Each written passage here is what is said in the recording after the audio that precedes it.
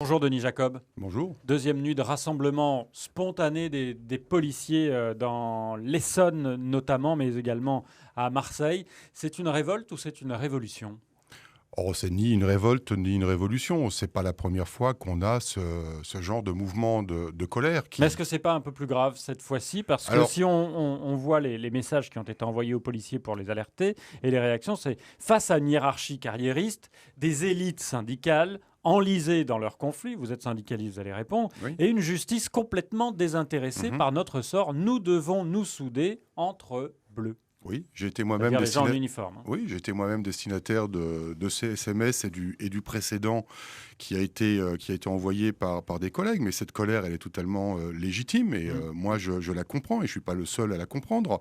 Il y a un ras-le-bol, il y a une exaspération. Elle n'est pas nouvelle, malheureusement. Je l'ai déjà dit à plusieurs reprises à l'occasion d'autres interviews. Il y a une exaspération parce que entre les actes ou les mises en œuvre de réformes qui peuvent être faites ou de mise à disposition de matériel et la perception sur le terrain n'est pas du tout la même. C'est-à-dire qu'on annonce plein de choses et concrètement sur le Ça terrain, met du temps. Oui. ça met du temps, certes, mais les collègues ont le sentiment c'est plus qu'un sentiment, même ne voient rien venir. Donc il y a cette exaspération, ce sentiment où il y a une espèce d'aseptisation dans le discours, où on fait plein d'actes de reconnaissance, on remercie les collègues pour leur investissement, pour leur sang-froid, leur Ouais. professionnalisme, mais derrière, il n'y a pas vraiment d'actes concrets, c'est ce qu'ils ressentent sur le terrain. Denis Jacob, vous êtes secrétaire général du syndicat Alternative Police CFDT. Vous êtes l'ancien numéro 3 du syndicat Alliance. Là, ce sont les syndicalistes qui sont dénoncés, les syndicats. Comment vous réagissez? Vous êtes d'accord? Écoutez, oui, je rejoins mes collègues sur une partie de leur expression à l'égard des syndicats représentatifs. Moi, j'ai fait partie d'un syndicat représentatif pendant plus de 26 ans. J'en suis sorti pour X raisons, mais l'une d'entre elles, c'est qu'aujourd'hui, le système syndical tel qu'il existe ne correspond plus et ne répond plus à l'attente des policiers. C'est pour cette raison Pourquoi? que j'ai créé Alternative Police en septembre 2015. Hmm. Parce que les collègues, à juste titre, trouvent que le système tel qu'il existe aujourd'hui dans la police nationale, dans le fonctionnement des organisations syndicales, c'est que les organisations syndicales se servent plus qu'elles ne servent la majorité des collègues sur le terrain. C'est l'expression de mes collègues et ils n'ont pas complètement tort sur ce sujet-là. Vous n'êtes pas représentatif aujourd'hui? Nous ne sommes pas représentatifs aujourd'hui parce que, comme je vous l'ai dit, on s'est créé en septembre 2015 et que pour être représentatif, il faut des élections professionnelles et que les prochaines auront lieu en fin 2018. Denis Jacob, qui me dit que vous n'êtes pas derrière l'envoi des SMS aux policiers pour les mobiliser et pour récupérer ensuite le mouvement. Alors ça, je vous confirme, parce que je ne prendrai pas la paternité d'un mouvement qui n'est pas le mien. Ce serait malhonnête de ma part. Mais ça Euh, arrive, ça, que les syndicats agitent alors, un peu la base? pour autant, j'espère que ce n'est pas une récupération et une manipulation politico-syndicale dans une période qui est quand même particulièrement sensible. Hein. On est en pré-campagne d'élection présidentielle, donc Eh oui. j'ose espérer que derrière, il n'y a pas une tentative de récupération ou une manipulation, mais je pense de toute façon qu'à la base, c'est bien un mouvement spontané, mais on n'est pas à l'abri, je vous dis, d'une récupération ou d'une manipulation de telle ou telle organisation syndicale ou de On a telle même ou entendu telle l'extrême politique. droite. Voilà. Vous l'avez entendu? Oui, je l'ai entendu. Oui, oui, tout à fait. Bon, qu'est-ce que je voulais que je vous réponde à ça? Il y a un Vous soutien. êtes policier, il y vous a- avez enquêté? il y a... Non, mais moi, je suis syndicaliste. Moi, je suis pas politique. Je ne marche ni pour tel parti de droite, ni pour tel parti de gauche. Je suis là pour parler au nom de mes collègues. J'essaye de me faire le porte-parole de leur colère parce que si c'est ce mouvement spontané qui continue, ils n'ont pas de tribune. Et moi, je me propose d'être cette tribune. Dans la deuxième partie, on va parler un peu plus de la philosophie de ce qui se passe en ce moment, c'est-à-dire cette violence qui monte envers les policiers, mais également dans l'éducation nationale ou encore dans les urgences des hôpitaux. Ne bougez pas. France Bleu Matin, il est 8h16. D'ailleurs, Denis Jacob, vous aurez la température de nos auditeurs autour de ce sujet dans 5 minutes. Les policiers ont raison de manifester leur colère. Vous le dites, d'accord ou pas d'accord, au 01 42 30 10 10. Noé da Silva est donc avec Denis Jacob. Il est secrétaire général du syndicat Alternative Police CFDT.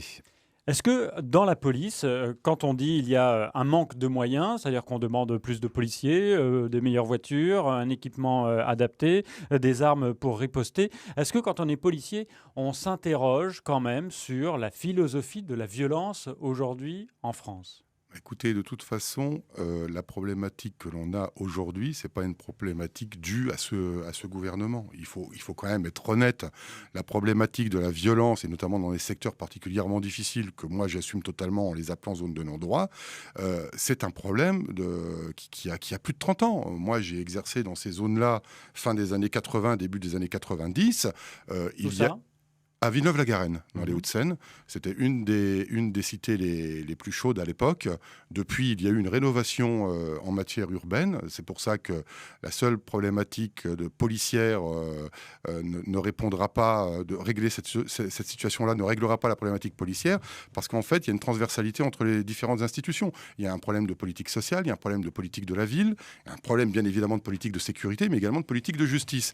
Donc, c'est un problème qui est de toute façon politique. Ce n'est pas les seuls policiers qui arriveront à le régler. Quant aux moyens, effectivement, il y a des efforts qui ont été faits, il ne faut pas le nier. Il y a des efforts qui ont été faits, que ce soit en effectif, que ce soit en matériel. Mais les collègues s'interrogent. En réponse à la violence, on va les surprotéger. Ça veut dire quoi en clair pour les collègues? Surprotégeons-nous et continuer à nous balancer des cocktails Molotov. Donc on règle pas, on règle les conséquences, on règle pas la cause. Et c'est à la cause qu'il faut s'attacher aujourd'hui. Est-ce que ça veut dire qu'aujourd'hui, quand on voit là dans les débats de la primaire de la droite et du centre, les candidats qui disent il faut rétablir l'autorité de l'État, il faut réarmer la France en termes de police, en termes de justice, en termes d'armée également, et est-ce que vous dites, vous, oui, aujourd'hui, il y a un vrai choix, une vraie différence entre la droite et la gauche? Très honnêtement, depuis que je suis dans la police nationale, il y a toujours une volonté sécuritaire, alors à des niveaux plus ou moins importants. Je pense qu'il faut, comme je disais tout à l'heure, avoir une responsabilité collective et il ne faut pas se voiler la face. On a mené une politique de sécurité qui a consisté à une certaine époque de déserter les quartiers difficiles. On a supprimé les commissariats de quartier, on y a retiré la police nationale de manière permanente. Et aujourd'hui, quand on veut y intervenir, il faut y aller en nombre, surprotéger. Donc, il y a bien un problème de secteur en France où on ne peut pas intervenir en toute sécurité et de manière égale par rapport aux autres secteurs de France. Ça vous fait sourire d'entendre les candidats à droite aujourd'hui qui disent il faut réarmer la police, il faut embaucher des fonctionnaires, alors que la droite a fait disparaître un bon nombre de fonctionnaires depuis 2008? Mais il ne faut pas se cacher derrière son petit doigt. La police, elle a toujours été armée. Après, je vous dis, on est dans une période particulièrement sensible de pré-campagne d'élections présidentielles. Donc, ça va être la course à l'échalote, ça va être du toujours plus. Mais on ne se penche pas sur le problème de fond qui est L'organisation du travail? l'organisation du travail. Qu'est-ce qu'il faudrait faire là? Si vous étiez, vous, politique aujourd'hui, quels sont les moyens des politiques d'agir tout de suite pour faire plaisir, entre guillemets, ou en tout cas satisfaire les forces de l'ordre, les policiers? Alors, ne me demandez pas de réagir comme un politique, je suis syndicaliste. Donc, si j'avais voulu être politique, je m'y serais lancé depuis bien longtemps. Oui. Je précise quand Vous y même. viendrez, comme tout le monde. Je ne pense pas, non. Je Non, ne pense mais pas. vous êtes justement syndicaliste, vous connaissez les revendications et en même temps, les syndicats dialoguent beaucoup avec Oui. les gouvernants, les politiques.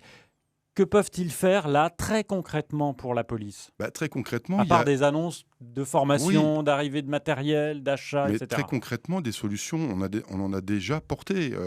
Le souci, c'est qu'il y a toujours cette espèce de discours politique et on ne veut jamais entendre la voix du terrain. Et pourtant, Dieu sait que c'est les policiers qui sont sur le terrain qui sont à même de Mais faire la voix du remonter les terrain, elle dit revendications. quoi? Il faut qu'on abandonne certaines Mais missions? bien évidemment, il faut une réforme des missions. Ça a un petit peu commencé il y a quelques années avec le transfert de missions, notamment de garde de détenus hospitalisés vers la pénitentiaire. Mais comme je vous l'ai dit, c'est une question politique, une fois de plus. Ça implique le ministère de l'Intérieur, ça implique le ministère de la Justice, ça implique le budget. Si on transfère des missions vers tel ministère, il faut transférer les effectifs, il faut transférer le budget qui va avec. Donc, c'est des choix politiques qui doivent être faits et c'est pas à moi, syndicaliste, de répondre à ces questions-là. Mais d'y travailler, oui, Mais certainement. d'y travailler. D'un mot, maintenant, l'Île-de-France, par comparaison avec le reste du pays, est-ce que la situation est pire pour les forces de l'ordre en Île-de-France, chez nous? Alors, la situation n'est pas pire, sauf que l'Île-de-France, il y a une telle concentration de problèmes et aussi de policiers. Quand même, l'Île-de-France, c'est presque 50% des effectifs gradés et gardiens. Donc, on en parle plus facilement, plus souvent. Mais la problématique est la même en province.